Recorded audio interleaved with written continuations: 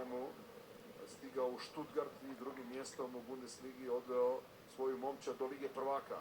I to je odmah zgoditak. 5. minuta, mora reakcija u obrani Crvene zvezde, dovoljno prostora i vremena Ermedinu Demiroviću da Stuttgart stigne do ranog vodstva. Pogled je ovdje ukazivao da je to sporo obrambeno i da jednostavno Crvena zvezda ovdje previše čeka, okljeva, jer svaki sljedeći trenutak, svaka sljedeća sekunda u ovoj akciji Stuttgarta Mittelstad ubacio, čistio je Jong Soao, ali to je nedovoljno i Ermedin Demirović je ovdje postigao gol za 1:0 vodstvo Stuttgarta. Silas prema kaznenom prostoru, Silas 1:1, 12. minuta, neće slaviti Silas jer je igrač Stuttgarta. Komplicirali su na sredini igrališta igrači Stuttgarta i Zvezda se vratila. 12. minuta, 1:1, priličan kiks Stillera. Na ovom dijelu terena nema nikada poigravanja. Stiller ovdje premekan, Silas je ušao jače u taj duel i krasnom realizacijom matirao Nubela. Evo te lopte koju je pokušao spasiti, ali neuspješno Milo. Stiller ga je odveo u nezgodnu situaciju, a realizacija Silasa uistinu impresivna. Neobranjivo za Nubela, predivan gol.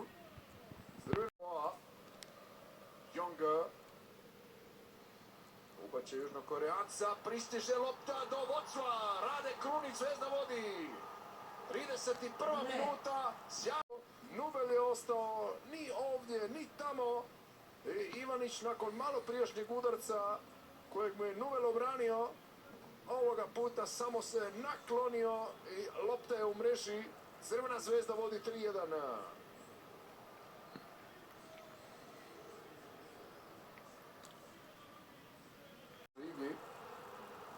I koja ovdje može primiti četvrti. Radonjić je sjajno primio i Radonjić je pogodio. 69. Zvezda je razbila Stuttgart 4:1. Ovdje povratka više nema. Nemanja Radonjić par trenutaka nakon što je ušao u igru iskoristio je otvoren Stuttgart koji je pokušao nešto odigrati prema naprijed i Zvezda je to iskoristila, maksimalno kaznila i moram kazati ovu večer završila. Nakon 4 poraza, 4 gola postigli su Stuttgartu. Razočaravajuće, moram to kazati, Stuttgartu. Povukao je ovdje i proslijedio na vrijeme loptu prema Radonjiću. Rade Krunić, to je ovaj trenutak. Kasni ovdje Vagnoman, Radonjić sjajno primanje i rutinska realizacija. Je ovako posklizno slika kako se Stuttgart večeras nasukao u Beogradu, a moglo bi biti 5 ako Zvezda preko Radonjića postigne 5. Crvena Zvezda Stuttgart 5:1.